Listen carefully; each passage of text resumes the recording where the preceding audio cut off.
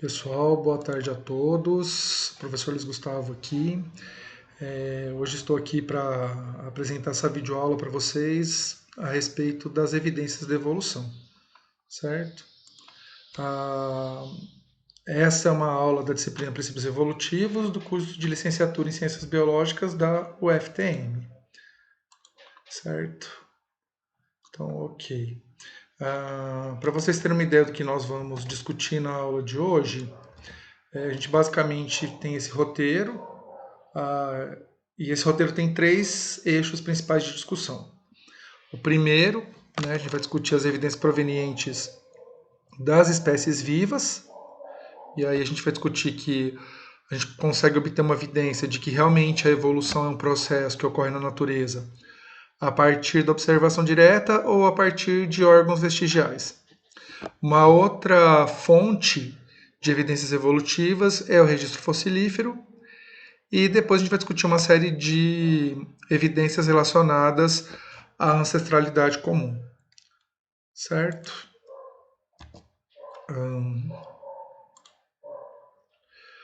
Então a gente vai começar primeiro discutindo a questão das evidências obtidas a partir de espécies vivas. Então, como que a gente consegue situar a questão das evidências evolutivas a partir da proposta da síntese evolutiva, que foi um tema que a gente discutiu na aula passada? A primeira coisa, a descoberta da função estrutural do DNA nos anos 50, e isso ampliou o conhecimento sobre o material genético e de que maneira ele pode ser utilizado para estudos de várias naturezas, inclusive estudos de biologia evolutiva. Houve também uma ampliação do que a evolução poderia estudar, e aí foi adido nessa questão dos estudos de biologia evolutiva questões de ecologia, do comportamento animal e também da reprodução. Outra coisa também é que, a partir principalmente de estudo de genética de populações, foram desvendados uma série de mecanismos relacionados à evolução das populações e de que maneira esses mecanismos podem originar novas espécies, numa perspectiva mais ampla também de que maneira esses mecanismos evolutivos que atingem as populações em nível micro, eles podem de alguma forma interferir em eventos de evolução, por exemplo, de gêneros, de famílias e de taxons superiores, que a gente chama de macroevolução. Além disso, houve também a contribuição da biologia do desenvolvimento para se entender a biologia evolutiva. Bom, visto essas questões iniciais, então a gente precisa discutir primeiro qual é o conceito de evidência evolutiva. Então, primeiro, a gente tem o seguinte princípio, que as populações mudam ao longo do tempo, certo? Além disso, a gente também tem como princípio que os organismos vivos, eles descendem todos de ancestrais comuns. Então, à medida que a gente vai voltando no tempo para tentar entender a história dos organismos, a gente localiza diferentes ancestrais comuns, até chegar o ancestral comum a todas as espécies, que é chamado de Luca. Então, de que maneira a gente consegue identificar tanto essas mudanças que acontecem no nível populacional, quanto essas mudanças que permitem a diferenciação de espécies a partir de ancestrais. Então, para isso, é possível utilizar uma série de informações que os organismos apresentam. Então, dentro desse conjunto de informações, a gente pode utilizar, por exemplo, dado morfológico, dado ecológico, dados bioquímicos, dados moleculares e, inclusive, dados comportamentais. E é possível a gente fazer essas inferências tanto a partir de espécies vivas quanto de espécies fósseis. Dito esse preâmbulo, então, a partir de agora a gente vai discutir com um pouco mais de detalhes de que maneira a gente consegue obter evidências da evolução a partir tanto de organismos viventes quanto daqueles que já foram extintos. Só mais uma questãozinha, que quando a gente faz o monitoramento a partir de populações naturais, numa perspectiva mais contemporânea, de análise, a gente consegue identificar eventos microevolutivos. Quando a gente avalia, por exemplo, variações morfológicas ou sequências conservadas de DNA ou outras informações que elas têm uma variação maior entre as espécies, a gente consegue inferir os eventos de macroevolução. E aí eu vou trazer um exemplo para vocês da obtenção de evidência em espécie viva que eu utilizei no meu doutorado. Então, na figura aqui, vocês conseguem observar que existem, que é apresentado um gráfico, né, no qual a gente tem aqui a indicação de 3 diferentes municípios, cada um deles com uma variação. Então, por exemplo, essas 2 primeiras colunas aqui, elas apresentam dados, né, obtidos para Olímpia, que é uma cidade do interior de São Paulo, e para a cidade de Olímpia, mas com uma área que tem aplicação de inseticida. O mesmo acontece para Ibirá e para Mirassol. São todas cidades do noroeste de São Paulo. Nessas cidades eu coletei uma espécie chamada Zaprionos indianos, e para essa espécie, eu junto com a minha orientadora, nós avaliamos a variação, né, da frequência de determinados genes, de determinados alelos, de um loco gênico que produz uma enzima que tem uma relação, que pode ter uma relação com detoxificação de inseticida. Então vejam aqui que existem 4 alelos, né? Esses 4 alelos do loco de esterase, eles apresentam diferentes frequências, né? Então quanto mais alta é a barra aqui, maior é a frequência, né, do alelo. Então a gente pode notar aqui que todas as populações apresentaram frequências, né, mesmo que variáveis, do alelo 1.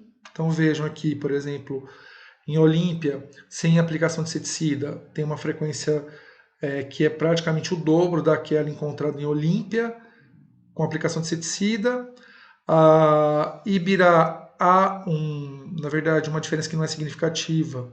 Né? A área com inseticida tem uma frequência um pouquinho mais alta do alelo 1, e Mirassol praticamente também não tem diferença entre para o alelo 1 para a área com inseticida e sem inseticida. Mas eu queria chamar a atenção de vocês para o alelo 3, né, que aqui é representado como uma barrinha branca. Se vocês analisarem o que acontece com o alelo 3 nas diferentes áreas, é que em algumas áreas a frequência dele é muito alta, em outras é baixa a ponto de não existir, não foi detectado esse alelo em uma determinada população. Se a gente analisar os pares de população de áreas com inseticida e de áreas sem inseticida, a gente vai ter o seguinte panorama. Então, por exemplo, Olímpia, na parte sem inseticida, as populações desse inseto não apresentaram, não foi detectado nenhum indivíduo com esse alelo. Ao passo que na área com inseticida, praticamente mais da metade da população apresentou esse alelo. Se a gente analisar Ibirá, né, a área sem inseticida tem uma frequência baixa, com inseticida tem praticamente o dobro. E um comportamento parecido é identificado para Mirassol. O que a gente conclui a partir daí? Que provavelmente esse alelo ele tem algum tipo de resposta relacionada ao inseticida, de forma que indivíduos portadores desse alelo eles tendem a sobreviver, e aqueles que não têm maior probabilidade de ser eliminado. Tá? E de fato, né, um outro estudo que eu fiz no doutorado indicou que populações experimentais expostas, né, a esse inseticida, o inseticida Malathion, que é esse que é utilizado para o controle do mosquito da dengue, elas apresentam frequências mais altas, né, quando a gente expõe ao longo da população experimentais ao inseticida. Indivíduos portadores do loco ST3 tendem a aumentar a frequência. Só para vocês terem uma ideia, cerca de 20 gerações, todos os indivíduos eles passam a ser homozigotos para o ST3, né, para esse alelo 3, quando a gente expõe as populações inseticidas. Tá, então essa é uma evidência direta de que, né, houve alteração, né, variação na frequência gênica das populações a partir da ação de um agente seletivo. Tá? Então aqui a gente tem uma evidência, né, de seleção natural a partir da observação direta da flutuação das frequências alélicas de determinado loco gênico a partir da ação de um agente seletivo, que no caso aí é um inseticida malativo. Uma outra evidência da evolução em espécies vivas é aquela obtida a partir da morfologia, né? Aqui tem a questão das modificações, né, no tamanho do bico de tentilhões. Então vejo aqui que tem dois gráficos referentes aos tentilhões e dois gráficos referentes ao tamanho das sementes. No gráfico aqui de cima é apresentada a questão da variação no tamanho do bico em relação à estação chuvosa normal, certo? E no gráfico de baixo, uma seca severa, que acometeu essa mesma área. Então vejam aqui o que acontece com a frequência do tamanho do bico na estação úmida, né? Com normalidade, e na estação com seca severa. Então vejam que o tamanho do bico ele é ligeiramente menor, né? Vejo que tem uma frequência relativamente alta de indivíduos com bicos, né, com mais ou menos 9 milímetros, 9,5 milímetros aqui na estação chuvosa normal, ao passo que nesse período, né, de 1978, uma estação de seca severa, um predomínio de pássaros com um bico relativamente maior, tá? Com um pouquinho mais de 10 milímetros.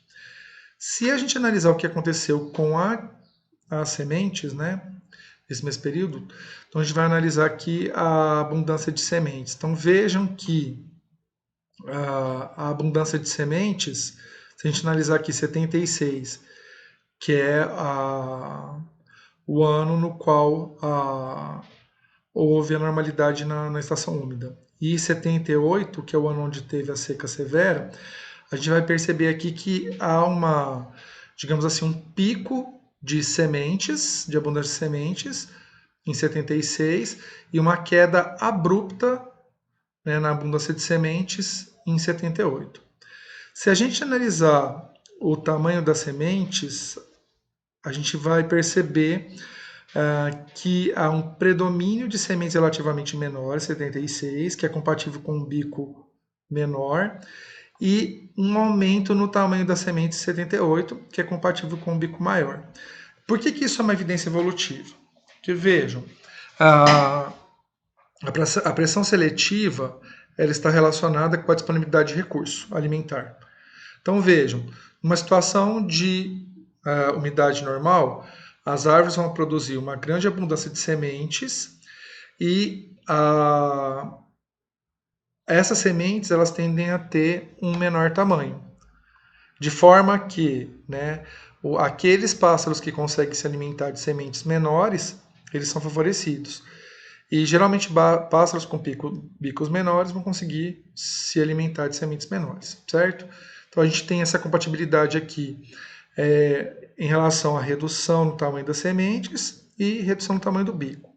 Então vejam, à medida que as chuvas foram se tornando mais escassas e essa região passou por uma seca severa, a abundância de sementes decaiu drasticamente. E vejam o que aconteceu. Além da quantidade de sementes ter diminuído, as sementes que conseguiram sobreviver a essa estação, né, de baixa umidade foram aquelas que conseguem acumular mais água no seu interior. Por isso, sementes de maior tamanho. Então vejam, ao mesmo tempo que reduziu o tamanho de sementes, as sementes que sobraram, elas são de maior tamanho. Então vejam, pássaros de bico menor vão ter dificuldades para se alimentar das sementes de tamanho maior. Então, esse tipo de pressão ambiental favorece pássaros que têm bico maior. Então, veja que a gente tem uma evidência de evolução por seleção natural com um intervalo de 2 anos, tá? Que houve uma seleção direcional que favoreceu pássaros com bicos maiores, em virtude da disponibilidade do recurso a apresentar essa característica, certo? Então, vejam, a gente consegue obter dados, né, de espécies vivas tanto a partir de dados genéticos e moleculares quanto de dados morfológicos.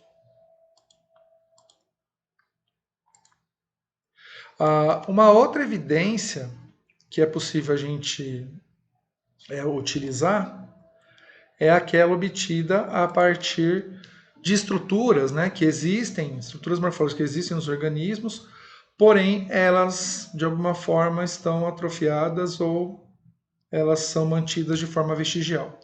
Então eu vou citar para vocês agora alguns exemplos, né, dessas estruturas, que isso indica que provavelmente os antepassados desses organismos apresentavam essas estruturas funcionais e ao longo da evolução, indivíduos que essas estruturas, elas, digamos assim, em virtude de mudanças, né, no comportamento dos organismos, essas estruturas que elas eram funcionais em determinado momento, elas acabaram diminuindo de tamanho em virtude de seleção natural. De que forma que isso aconteceu?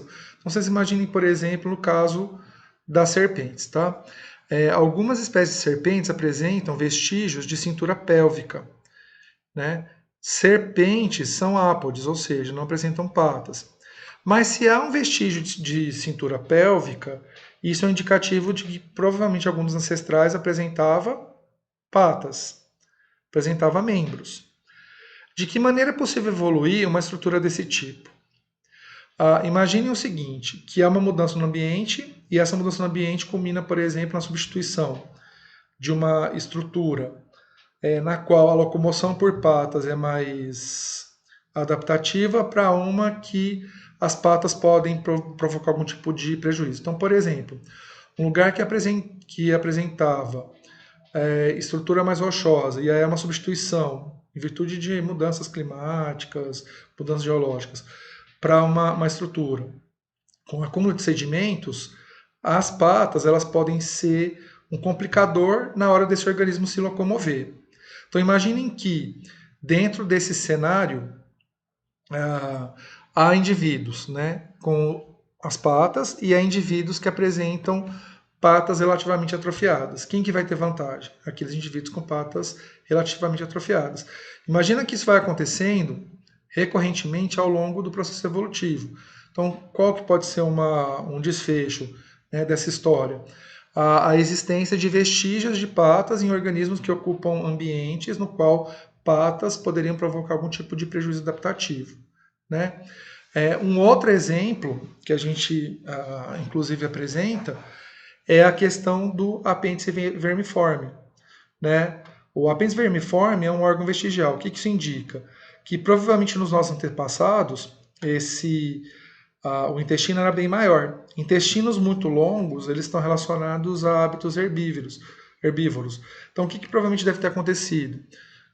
Ao longo da evolução do homem houve uma mudança na dieta alimentar, né? Que provavelmente era exclusivamente herbívora, e aí houve uma transição para dietas onívoras ou carnívoras em diferentes momentos da história. E indivíduos que apresentavam, né, intestinos menores tinham mais vantagem que aqueles que apresentavam intestinos maiores. Por quê? Uma dieta que ela é baseada só em vegetais, ela demanda um trânsito dentro do intestino maior para que haja um melhor aproveitamento dos recursos alimentares. Uma dieta baseada em proteína, ela não precisa transitar por um intestino tão grande, porque a digestão ela é um pouco mais lenta, mas a absorção de aminoácidos, por exemplo, é mais rápida, né?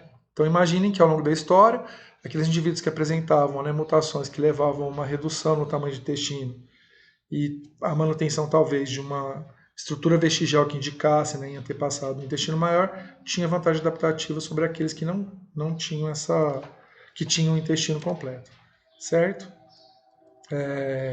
Além desses dois exemplos, eu gostaria também de apresentar para vocês outros que são bastante comuns, que vocês talvez possam ter estudado em algum momento durante a escolarização.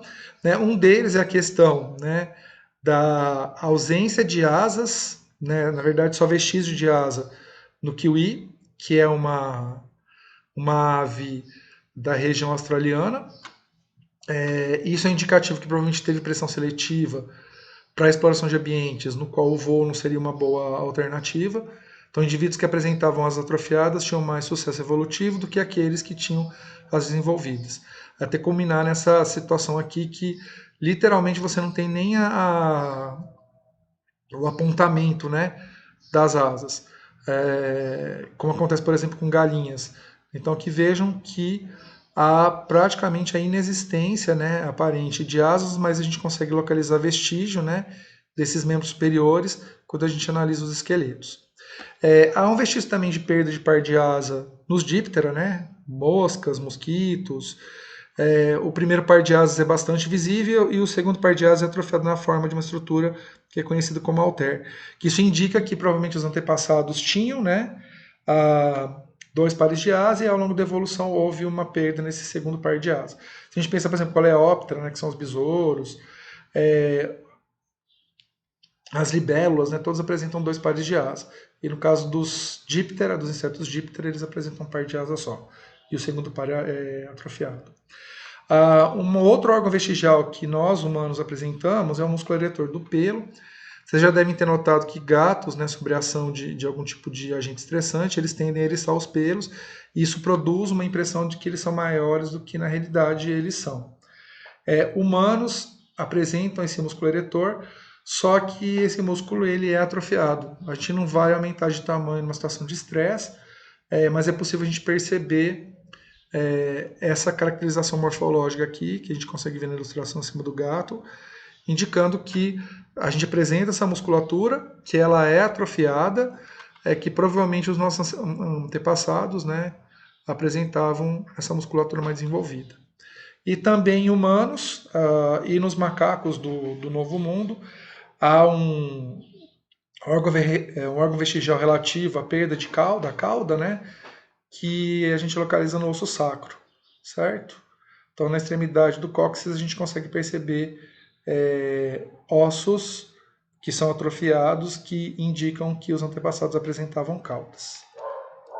Ok? Bom, então, essas são as evidências que a gente consegue obter a partir das espécies vivas. Então, a gente consegue perceber, por exemplo, eventos de evolução.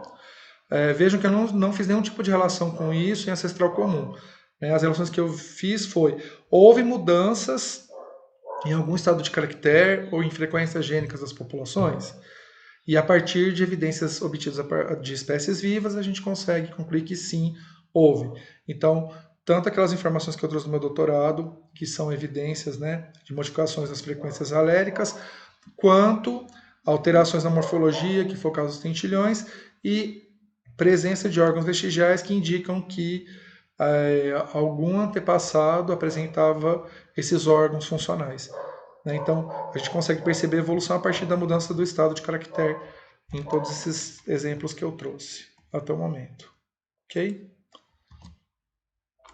Indo para frente, né, uma outra evidência evolutiva que tem assim uma importância imensa dentro da história da evolução, na verdade, essa evidência que é o registro fossilífero, ela que trouxe algum tipo de questionamento em relação à existência de organismos, né, que não existem mais hoje. Então, quer dizer que no momento da história, esses organismos que a gente localiza e identifica os fósseis, que não existem mais, o que é isso? Como assim? Como é que é possível, então, que tem um tipo de espécie que não existe mais hoje? Então, os fósseis, provavelmente, eles foram uma das grandes evidências que a evolução é um processo. E, inclusive, os trabalhos sobre biologia evolutiva que acontecem no século XIX, eles têm uma ligação muito grande com achados fossilíferos e desdobramentos e hipóteses evolutivas levantadas ou sugeridas a partir desse registro. Basicamente, os fósseis, eles trazem uma evidência paleontológica de evolução, né? Além disso, eles são um fato científico de que as extinções ocorreram. Né? Então, se a gente tem uma informação fossilífera de um organismo que não existe mais, quer dizer que esse organismo no momento X da história existia e atualmente não existe mais, portanto ele foi extinto, certo? Essa é uma questão bastante importante. Aqui na disciplina de princípios evolutivos eu não detalho muito a questão dos fósseis, porque na disciplina de paleontologia vocês vão ver bastante esse aspecto, né, da evidência evolutiva. Mas eu gostaria de chamar a atenção de vocês para dois aspectos, né, do registro fossilífero. Um deles é a lei da sucessão. Então, o que é muito comum ocorrer? Quando eu analiso, né, as espécies viventes atualmente numa determinada região geográfica e os fósseis que lá existem, é possível, em alguns casos, encontrar uma relação entre um organismo que já viveu naquela área e os organismos que atualmente vivem. Então, aqui eu tenho dois exemplos para discutir com vocês. Um é o exemplo dos tatus, né, atuais aqui na América do Sul. Aqui na América do Sul existe, né, essa distribuição de várias espécies, né, dessa ordem de mamífero, desse grupo de mamíferos, né? Porém, também a gente encontra aqui registros fossilíferos de espécies muito similares aos tatus atuais, que é o caso, por exemplo, do Glyptodonte. Tá? Essa espécie ela existiu aqui na América do Sul entre 5 milhões a 10 mil anos atrás e ela foi completamente extinta. E na mesma região onde essa espécie existiu, existe hoje uma espécie atual que é similar, né, menor, tem algumas alterações de tamanho dessa carapaça, porém a gente acha uma correspondência, o que indica que houve uma sucessão de espécies que permitem ligar de alguma maneira a história evolutiva do Glyptodonte com a dos tatus atuais. Um outro exemplo, né, desse marsupial aqui da Austrália, que existe registro fossilífero, né, de uma espécie muito similar a esse marsupial, que existiu na região da Austrália entre 2 milhões a 100 mil anos, que é o Diptodon. Tá? Então a gente consegue perceber várias similaridades em relação à questão da organização morfológica dessas duas espécies, o que também é um indicativo de que provavelmente as espécies atuais vieram de estoques ancestrais que de alguma forma compartilham parentesco com o Diptodon, certo? Uma outra questão que o registro fossilífero permite é identificar os elos perdidos. Então, por exemplo, a gente não consegue, analisando as espécies atuais, traçar quais foram, né, os caminhos evolutivos que vai levar de um ancestral até a espécie derivada. A gente pode dizer, por exemplo, que homem e chimpanzé compartilham um ancestral, mas eu não consigo contar essa história muito bem contada só comparando o chimpanzé com o homem. O registro fossilífero me permite desvendar os mistérios, né, que cercam esses processos evolutivos que levam a um evento de cladogênese que vai dar origem a duas espécies distintas, como é o caso do homem e do chimpanzé. Para algumas espécies existe, né, um registro fossilífero que é bastante informativo, para a maioria delas não existe. Aqui eu gostaria de chamar a atenção de vocês para dois exemplos. Um dos cavalos. Então, o registro fossilífero dos cavalos indica, né, uma mudança na morfologia dos cavalos que levou, né, à produção dessas espécies atuais com um número reduzido de dedos, um grande tamanho corporal e que habitam principalmente regiões de campos ou de savanas. Se a gente analisar a história evolutiva, a gente vai chegar no ancestral dos cavalos que eram do tamanho de cães, né, que apresentavam a organização, né, de 5 dedos. Então, o que pode ter canalizado nesse processo evolutivo, no qual um ancestral, né, passa por uma série de mudanças ao longo da sua história evolutiva até culminar no cavalo atual. Então, um cenário que é proposto é que houve uma mudança, uma substituição, né? A região de origem dos cavalos é a região africana, então houve uma substituição das regiões, né, de matas, de florestas, por regiões savânicas e de campos, e esse tipo de ambiente favorece indivíduos maiores, que conseguem adquirir alta velocidade. Então tem digamos assim, uma pressão de seleção que favorece indivíduos com uma morfologia mais similar ao dos cavalos atuais. Porém, no caso dos cavalos, a gente consegue contar essa história bonitinha, etapa por etapa. Porque o registro fossilífero ele apresenta informações que indicam, né, esse aumento de tamanho nas espécies, né, transitórias entre o cavalo atual e,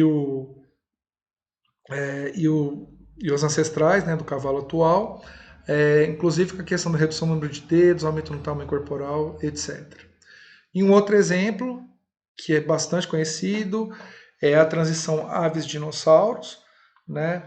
Inclusive há um fóssil que ele é indicativo provavelmente do ancestral comum entre aves e dinossauros, que é o Archaeopteryx, que aqui é ilustrado. Então essa transição dinossauros-aves, ela apresenta um registro fossilífero importante e essa forma Archaeopteryx seria uma forma de transição entre dinossauros, né, e as aves. Vocês vão ver depois com o Tiago, disciplina de paleontologia, que essa história da transição répteis e aves, ela apresenta algumas questões que elas precisam ainda ser discutidas e até que ponto as aves atuais realmente elas constituem um grupo realmente diferente de répteis ou na verdade os dinossauros eles poderiam ter essa, digamos, esse status de classe, né? E as aves na verdade nada mais são do que dinossauros. Então essa é uma questão que eu não vou discutir aqui na disciplina, mas que vocês vão ver em alguns momentos do curso. De qualquer forma, o registro fossilífero que permite que a gente trace essas hipóteses evolutivas, né, e proponha cenários evolutivos para a questão dessas formas atuais e formas ancestrais, tá? Bom, agora em relação à questão da ancestralidade comum, a gente pode utilizar de vários recursos, né, para identificar essa ancestralidade comum. Conforme a gente viu na aula passada, né, um dos pontos-chave da teoria de evolução por seleção natural é a proposição de que os organismos compartilham ancestrais comuns. E aí a questão é, se isso é um fato dentro da biologia evolutiva, de que maneira eu consigo identificar ou localizar ancestrais comuns entre as espécies. Então, um exemplo que eu vou discutir com vocês aqui é a partir de análises filogenéticas, né? Que também são conhecidas como árvores evolutivas, como cladogramas e como filogenias. Eu trouxe aqui para vocês uma filogenia dos felídeos, né? E aí também indico aqui alguns membros externos, né? Alguns organismos, né? Que não são felídeos, mas que são mamíferos que estão relacionados, né? À base evolutiva da família Felidae. Vejam aqui que a divergência dos felídeos para os demais mamíferos ocorreu provavelmente há 25 milhões de anos, certo? Então aqui eu coloquei, né, os mamíferos que, segundo análises genéticas, são considerados, né, espécies que compartilham de alguma forma ancestralidade com os felídeos. Inclusive essa espécie aqui é a que é mais similar, tá? A uma espécie não que não é felino, que é mais similar. Então vejam aqui que quando eu faço as análises genéticas, eu consigo de alguma forma agrupar organismos que são similares. Então, por exemplo, cada quadradinho em vermelho aqui identifica um grupo evolutivo. E na hora que a gente analisa quem são os organismos que compõem esse grupo evolutivo, a gente chega, por exemplo, a grupos que têm similaridade. Por exemplo, o grupo de felinos que são parecidos com o leopardo, grupos de felinos similares ao puma, grupo de felinos similares ao lince, grupo de felinos similares à jaguatirica e assim por diante, tá? E aí a gente nota que desses organismos, o grupo de felinos que é mais diferenciado, então, portanto, deve ser o grupo que surgiu, que é mais antigo, é o grupo do qual o leão faz parte, tá? Que é chamado genericamente das linhagens de Pantera, do gênero Pantera, certo? Que aí entra leão, jaguar, leopardo, tigre e assim por diante. E aí no caso dos gatos domésticos, né? Que vejam que a história evolutiva dos do gato doméstico, ela tem um ancestral que é identificado há mais ou menos 6,2 milhões de anos, que que é o Felis Shaws, que eu coloquei aqui, mas dentro da linhagem, né, evolutiva a gente consegue identificar o Pallas cat como um organismo que compartilha uma ancestralidade um pouco mais antiga com o ramo dos gatos domésticos. E aí quando a gente analisa, né, esses diferentes animais do gênero Felis, então vejam, todos aqui são do gênero Felis. Todos eles são muito similares ao gato doméstico, que é aqui representado nessa figura, que é o meu gatinho Frank. Tá? Se vocês analisarem aqui, tem uma similaridade morfológica enorme entre eles. Né? Essa análise é feita a partir de dados genéticos, mas vejo que a morfologia também ajuda a validar, de certa forma, essa organização. Então, o que isso aqui indica? Que esses organismos aqui, eles compartilham algum ancestral comum que permite ligar todo esse clado aqui do gênero Felis ao grupo ancestral Pallas cat, tá? Certo? Bom, uma outra forma de identificar a ancestralidade comum é pela homologia de órgãos. Então, aqui no caso, vejam que tem, né, nessa figura a gente ilustra diferentes estruturas anatômicas, né, presentes em diferentes organismos, e que se a gente analisar, a cada cor aqui representa uma mesma origem embrionária. Então, se a gente analisar, por exemplo, o braço de um homem, a pata dianteira de um cavalo, a asa de um morcego e a nadadeira de uma baleia, a gente vai notar que todas elas compartilham estruturas, né, morfológicas que estão presentes nos embriões. Isso é um indicativo de que todos esses organismos aqui compartilham algum ancestral comum. E aí o que deve ter ocorrido ao longo da história evolutiva? Em virtude do tipo de ocupação de nicho que essas espécies realizaram, a seleção natural que favorece, por exemplo, a presença de um braço, a presença de uma pata, ou de uma nadadeira, ou de um morcego, certo? Então, quando a gente fala em homologia, a gente imagina estruturas que são compartilhadas, né, que têm a mesma origem embrionária, mas que podem apresentar funções biológicas distintas, certo? A gente tem que tomar cuidado para não confundir a homologia com a analogia. A analogia, ela indica a existência de estruturas com mesma função biológica, mas com estrutura embrionária diferenciada. E isso, na verdade, é um indicativo de que eventos, né, seletivos diferentes podem levar a um resultado morfológico similar em diferentes organismos, apesar da estrutura não estar presente nos ancestrais comuns. Então, por exemplo, quando a gente pensa em asa, né, a asa de um inseto, a asa de uma ave, elas apresentam a mesma função biológica, que é o deslocamento em vias aéreas.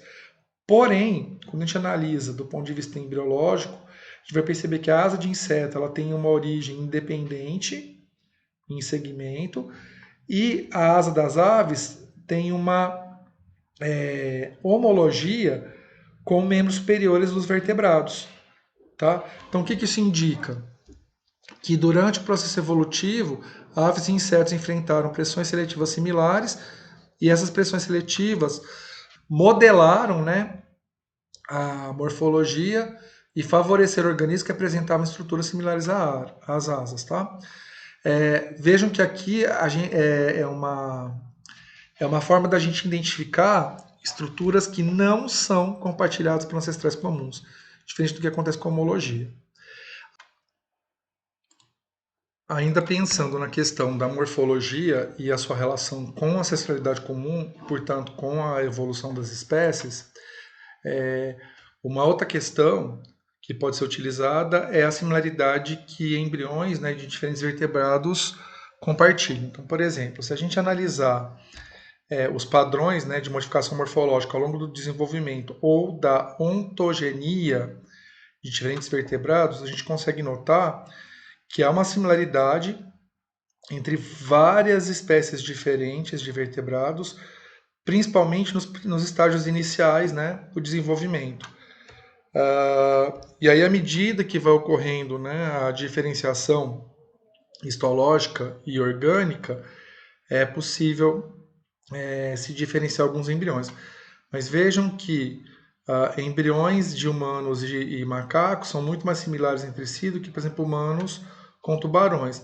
Apesar de que, né, tanto humanos quanto chimpanzés apresentam, né, morfologias embrionárias muito similares nos primeiros estágios de desenvolvimento. Se a gente analisar aqui os padrões embrionários, a gente nota que vai havendo modificação. Por exemplo, quando a gente compara tubarão e salamandra, você tem aqui similaridade praticamente até a estágios mais finais, né? e assim por diante. Quando a gente analisa filogeneticamente, né, as relações evolutivas entre esses diferentes vertebrados, a gente vai perceber que tubarões ou peixes, né, eles se encontram em níveis mais basais, né, em grupamentos mais basais da história evolutiva. E humanos e chimpanzés em ramos mais terminais. Pensando nisso, Haeckel ele propôs uma lei dentro da biologia que a ontogenia recapitula a filogenia, ou seja, a partir das similaridades morfológicas, né, que embriões de diferentes espécies apresentam, é possível contar também história evolutiva. Isso vale para alguns aspectos, não vale para outros, né? Então a gente tem que tomar cuidado com essa generalização dessa lei proposta pelo Haeckel, certo? Partindo agora para a finalização da aula, a gente viu de que maneira a gente consegue encontrar evidências evolutivas, né, em espécies vivas, utilizando, por exemplo, fontes de variação, fontes genéticas, moleculares, fontes morfológicas de variação, dados de morfologia e também informações do registro fossilífero. Também vimos, né, várias etapas, né, várias provas que os organismos compartilham ancestral comum, certo? Continuando ainda nesse sentido, a gente vai discutir agora a questão das homologias moleculares. Da mesma forma que existem homologias morfológicas entre os organismos, é possível que a gente detecte, né, entre organismos diferentes similaridades e diferenças entre as informações em sequências de DNA, de proteínas, e a isso a gente dá um nome de homologia molecular, certo? Obviamente, quanto mais similar for uma sequência de aminoácido ou uma sequência de proteína, maior a proximidade evolutiva entre dois organismos, certo? Então, um exemplo aqui é o que acontece dentro do grupo dos primatas. Então, se a gente analisar aqui essas sequências já alinhadas para diferentes espécies de primatas, e aqui eu gostaria de destacar as espécies 1, 7, 8 e 9, certo? Então aqui são sequências, né, de DNA oriundas de gêneros de organismos primatas, e aí essas sequências foram alinhadas segundo a sua similaridade, certo?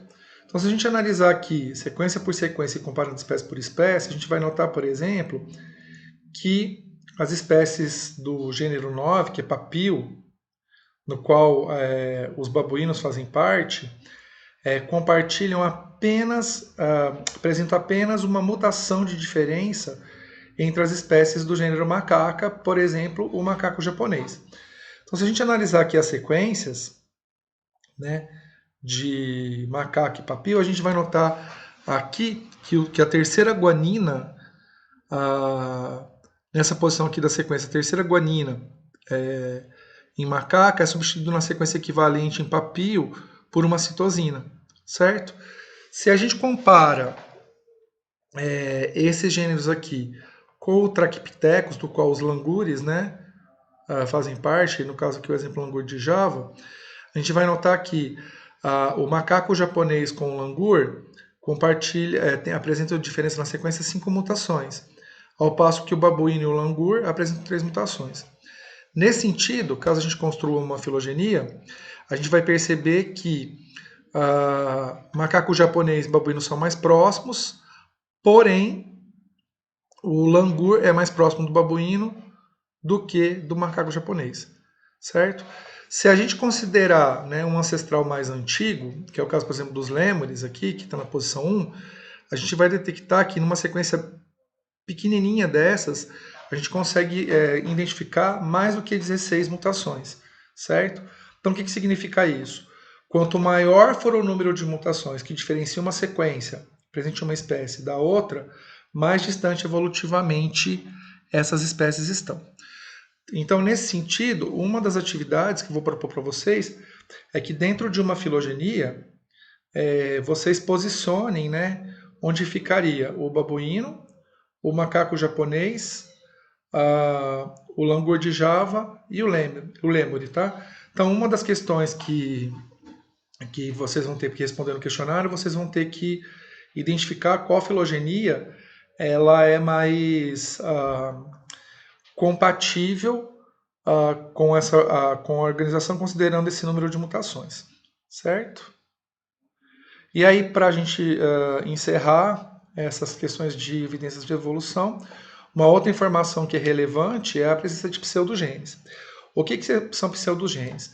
Pseudogenes são sequências que aparentemente apresentam, né, certa atividade em outros organismos e que dentro dos genomas elas se apresentam inativadas. Então, por exemplo, é muito provável, né, que esses genes que a gente encontra nas sequências dentro dos genomas, eles tenham sido originados a partir de vírus. Então, a partir da similaridade ou diferença desses pseudogenes, é possível a gente localizar quando esse pseudogene foi inserido dentro do genoma. Então, por exemplo, vamos olhar aqui do lado esquerdo. Aqui tem um cladograma, no qual a gente tem aqui a inserção, né, a conversão, por exemplo, de um gene X em pseudogene, e de um gene Y em pseudogene, e de um gene Z em pseudogene.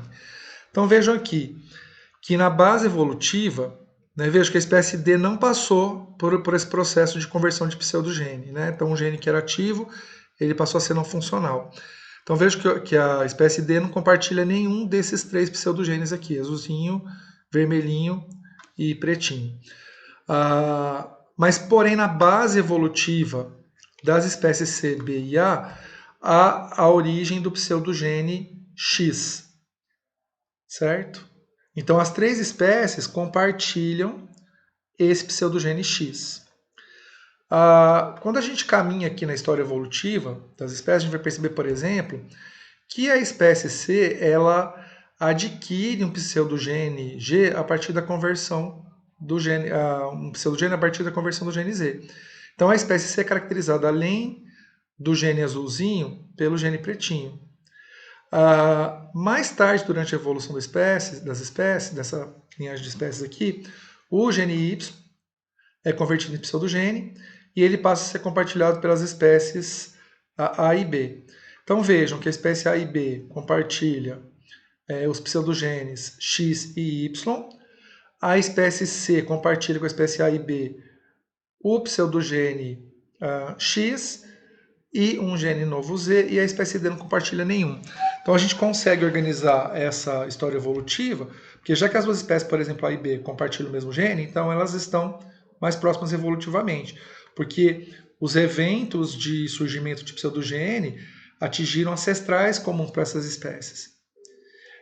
Como a espécie C é a única que apresenta nessa filogenia aqui o pseudogene Z, então a gente pode pressupor que esse pseudogene surgiu durante a anagênese da espécie C, ou seja, a partir de uma espécie ancestral, as modificações sucessivas que levaram ao surgimento da espécie C.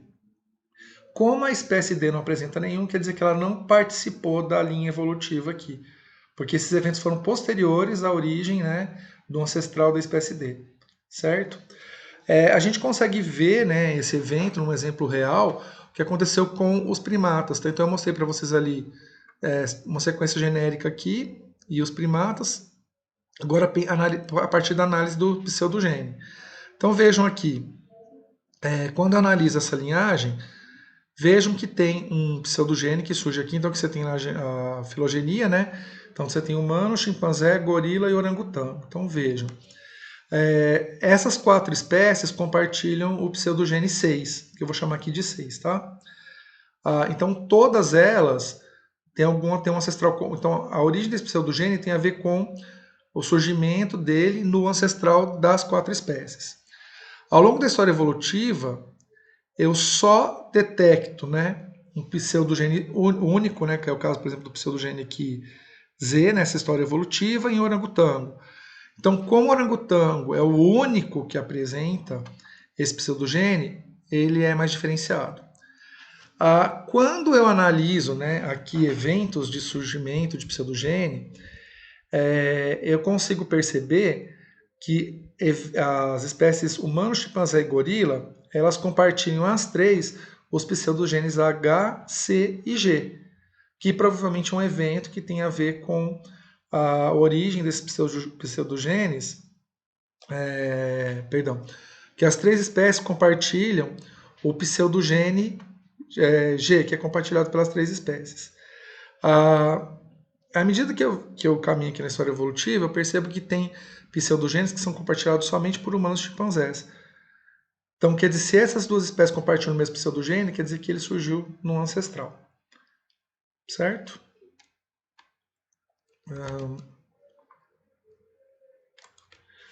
Dessa forma, né, eu trouxe aqui para vocês alguns exemplos para mostrar como que a gente analisa, né, a partir das informações que os organismos têm, as histórias evolutivas. Né?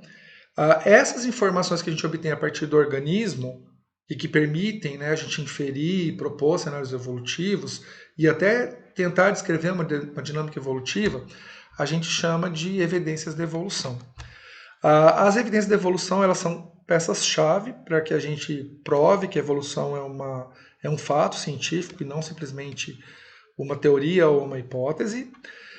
Mas, por outro lado, também, a partir das evidências evolutivas, a gente consegue propor, né, consegue analisar o cenário teórico da teoria estética evolutiva, na qual a evolução ela é fruto da ação de 5 diferentes mecanismos evolutivos: a deriva genética, a mutação, o fluxo gênico, seleção natural e a recombinação.